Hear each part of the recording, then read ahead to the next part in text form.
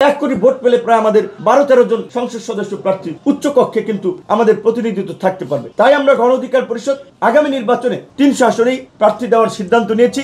আরো 100 আসনে যদি 20,000 করে ভোট পাই, 20 লাখ ভোট, 70 লাখ ভোট, আরো 100 আসনে যদি 10,000 করে ভোট পাই, 10 লাখ ভোট, 80 লাখ ভোট, তাহলে ইজিলি আমরা 80 লাখ থেকে একেবারে কম ধরলাম, 80 লাখ থেকে 1 কোটি ভোট যদি আমরা পাই, জাতীয় সংসদের ভোট হচ্ছে 12,76,00,000। সেখানে যদি 80% ভোট কাস্টিং দেখি, 10 কোটি সামথিং ভোট কাস্ট হবে। তাহলে 1 কোটি ভোট পেলে প্রায় আমাদের আপনার 12-13 জন সংসদ সদস্য প্রার্থী উচ্চ কক্ষে কিন্তু আমাদের প্রতিনিধিত্ব থাকতে পারবে। তাই আমরা গণ অধিকার পরিষদ আগামী নির্বাচনে এই নিম্ন কক্ষে প্রার্থীর পাশাপাশি 300 আসনেই প্রার্থী দেওয়ার সিদ্ধান্ত নিয়েছি।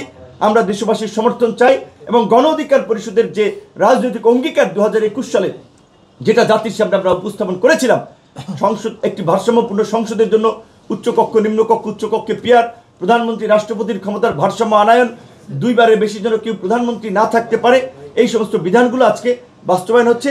এটি আমাদের জন্য আনন্দের। এই সংগ্রামটা আমরা একটা প্রতিকূল সময় শুরু করলেও আজকে সেটি আলোর মুখ দেখছে।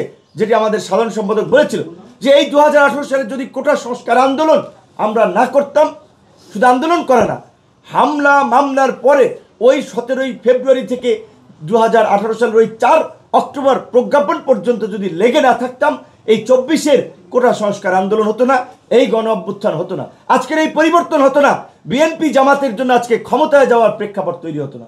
কাজেই আমরা জনগণের সমর্থন চাই এবং বিএনপি জামাতের মতো রাজনৈতিক দলকে বলবো, আপনারা কৃতজ্ঞতা প্রকাশ করুন, আপনারা এই তরুণদের সংগ্রামকে মূল্যায়ন করুন। যেই তরুণরা যখন আপনারা কোণঠাসা ছিলেন, রাজপথে দাঁড়াতে পারেন নাই, কর্মসূচি করতে পারেন নাই, আমরা জীবনের ঝুঁকি নিয়ে জীবন বাজি রেখে কিন্তু রাজপথে লড়াই সংগ্রাম করেছি। কাজী এর মূল্যায়ন আপনারা করুন। আপনারা অবমূল্যায়ন করলে ভবিষ্যতে কিন্তু দেশের মানুষ সব কিছু দেখবে, তার বিচার কিন্তু জনগণ করবে। এবং আগের মতো ওই কেন্দ্র দখল করে দিনের ভোট রাতে করে নির্বাচনে কেউ জনপ্রতিনিধি হবে সেই বিধান নাই। কাজেই সরকারি কর্মকর্তা কর্মচারী যারা নির্বাচনে দায়িত্ব পালন করবেন, আমরা পরিষ্কারভাবে বলতে চাই, এখন থেকে আপনাদের আচরণ যেন নিরপেক্ষ হয়।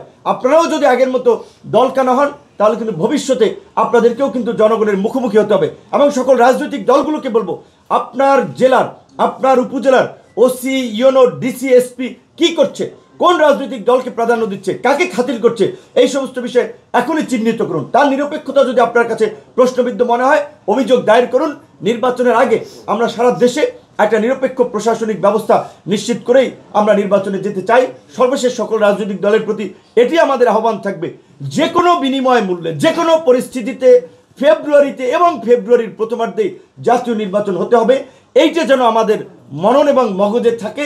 ফেব্রুয়ারিতে জাতীয় নির্বাচন রেখেই যেন আমাদের সমস্ত রাজনৈতিক কর্মসূচি, কর্ম পরিকল্পনা আমরা নিয়ে থাকি। ফেব্রুয়ারির নির্বাচন যদি বাধাগ্রস্ত হয়, ফেব্রুয়ারিতে যদি নির্বাচন না হয়, তাহলে কিন্তু কারোর জন্য সামনে ভালো কিছু পরিস্থিতি অপেক্ষা করবে। আজকে জামাত দেখেন গত 16 বছর নিষিদ্ধ ছিল, আজকে যে কিছুক্ষণ আগে 11টা একটা সংবাদ সম্মেলন করেছেন, সমস্ত মিডিয়া জামাতের অফিসে গিয়েছেন না, জামাতের অফিসে প্রোগ্রাম করতে পেরেছে, 16 বছরে পেরেছে।